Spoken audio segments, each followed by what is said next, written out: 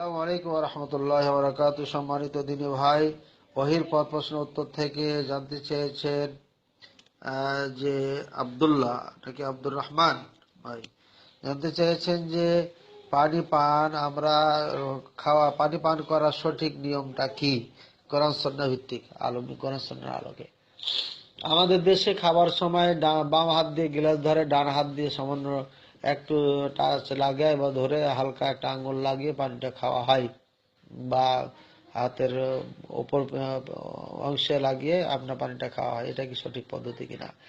যে আসলে হাদিসে স্পষ্ট আছে, নবী করিম সাল্লাল্লাহু আলাইহি ওয়াসাল্লাম বলছেন, আল মুমিনু ইয়াকুলু বিল ইয়ামিনি ওয়াশ শাইতানু ইয়াকুলু বিশ শিমাল। রাওয়াহু মুসলিম। সহিহ মুসলিমের হাদিস।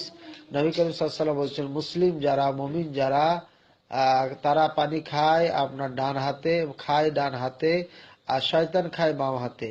কাজে বাম হাতে কেন খাবো, দরকার নাই, ডান হাতে খাবো। ডান হাতে খাওয়ার পরে যদি সহযোগিতা লাগে বাম হাতকে সহযোগী হিসাবে লাগাইতে হবে। কিন্তু আমরা যে ভাত বা খাবার সময় যে পানি খাই, এটা বাম হাত দিয়ে খায় আর ডান হাতকে সহযোগী হিসাবে ব্যবহার করি, এটা না। সুতরাং আপনারা এটা খেয়াল রাখবেন যে ডান হাত দিয়ে খেতে, আঙুলটা চুষে মুছে ভালো করে ডান হাত দিয়ে গিলাস ধরে সে ডান হাত দিয়ে পানি পান করবেন। এটা হচ্ছে সুন্নাহ, এটাই হচ্ছে সঠিক নিয়ম।